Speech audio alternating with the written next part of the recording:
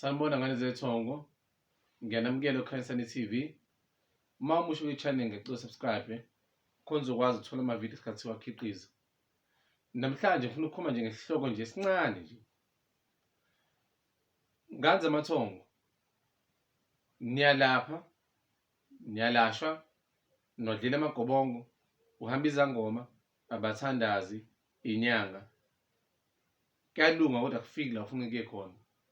Asike sibuyele emuva sibheke ekhaya, kakhulukazi nina besilisa enithanda ukuthatha iy'bongo zakababa, noma ngithi kakhulukazi nina mantombazane enithanda ukuthatha iy'ngane niy'fake ey'bongweni zakababa wazo. Uma wukuthi ubaba wakho ayekhula yena ubaba wakho okuzalayo, wakhuliswa i-stepfather, samnika isibongo sakhe leso stepfather. Wathi ubabakho uma sekuzala wena eseshada noma wakho ephethe leso sibongo se-stepfather, leso sibongo asinika wena, sizoba inkinga kuwena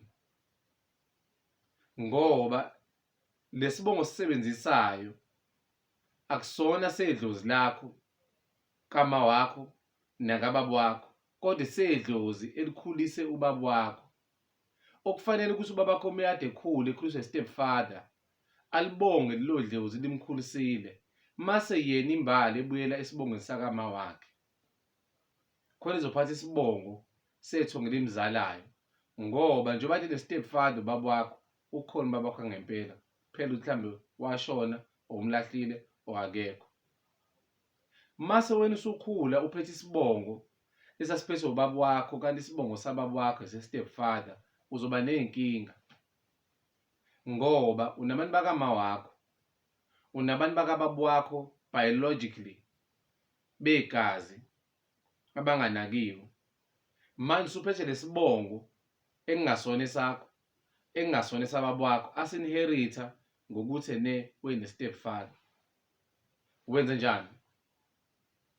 Sekufanele lapho manje wena ubongele ubaba wakho kulelo thongo elimkhulisile, mase wena ubuyela komalume, bakwenzela imbeleko komalume, bakubike komalume kwesibongweni sama wakho, kula bakugaduse esiswini sama wakho, bakukhulisa, bakukhusela.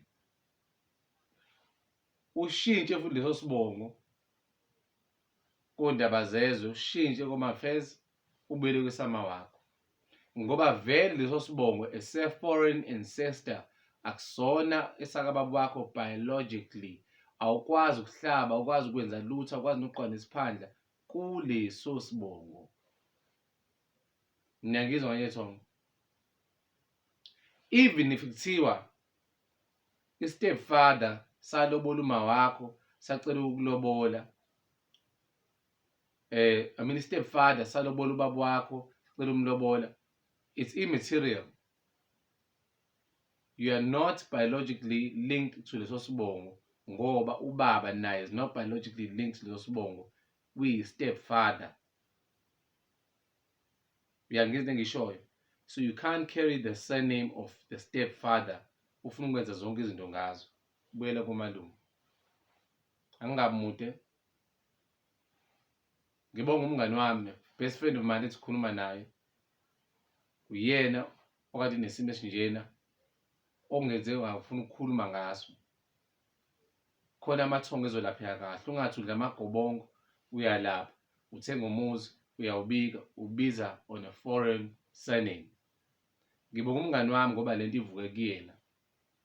Ngithi umngani wami ngoba umuntu ade ngimlapha and siyakhanyisa la eKhanyisani TV, siyaphilisana and I'm sure sonke sizophila. Makhosi amakhulu.